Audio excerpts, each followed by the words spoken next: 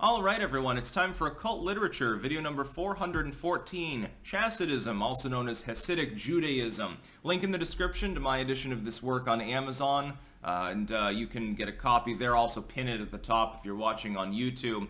Interesting work. It's fairly short, it's 39 pages, although as usual with works from this era, the original version was longer. They used a totally different typeface font, so their spacing tended to be closer to double, and so some of these works were artificially inflated in page count. I've had people jump down my throat with regards to the differential there. It's because I'm modernizing them and making them look good. Excellent work, though.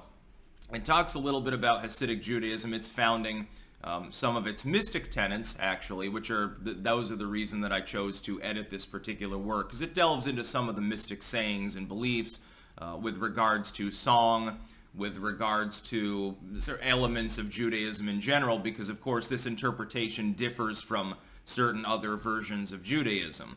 It's like within Christianity. You've got Christianity, but then you've got the Episcopalian take, and the Lutheran take, and the Calvinist take, and so forth. You've got these different sub-beliefs. Judaism is not a monolithic entity, of course. There's a big difference between someone who's a secular Jew and someone who practices gematria and Kabbalah. Big difference between the two. It's also a Zionistic text, which means it's awfully mimetic because I finished this up a few weeks before war broke out in the Jordanian region. And this is actually from the middle of World War I that this was written.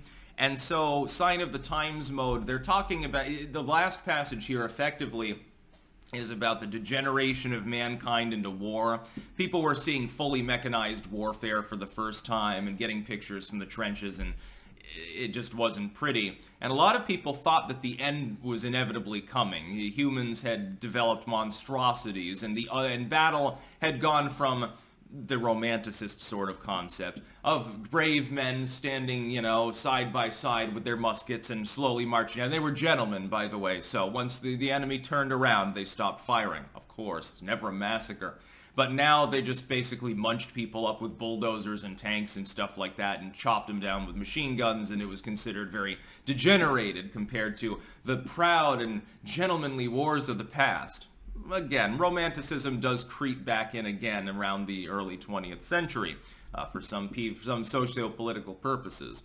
And so the concept was the restoration of Israel within that region would help to purify mankind by spreading the light of God.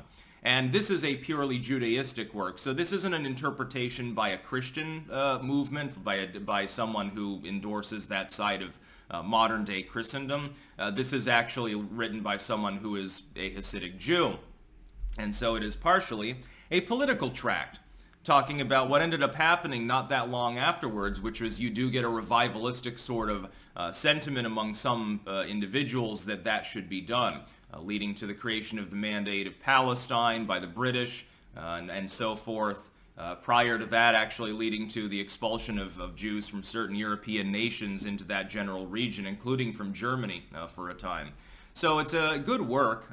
Again, it's sort of a mix of sign of the time politics, which I like for the historical reasons there. I do like that side of history because it's something that the average person hasn't really read about. The mysticism is the most important aspect, and the reason why I'm involving it with the occult literature series that I've been doing. Good work overall. Also, it's been illustrated by Raven Feather Illustrations. In order to even up a work on Amazon now that's an edited work, it has to be re-illustrated or have profuse footnotes. You can't just completely reformat the whole work with new cover art and a new foreword and numerous changes to spelling and grammar and content and redactions and everything else I've already been doing. For some reason, Amazon doesn't consider that, copyright free enough, even if the work you're working with is quite literally public domain according to copyright law in the United States. So it's been re-illustrated as well. Again, link in the description to my edition of this work on Amazon. It is a good read. It's very interesting for people who generally know relatively little about sort of the mannerisms and ritualism of the Hasidic Jews. And again, the timing is, totally coincidental. Again, I finished this work before war broke out between Israel and Palestine. it was very interesting, therefore, that this was the next one waiting illustration. That's about all. Peace out.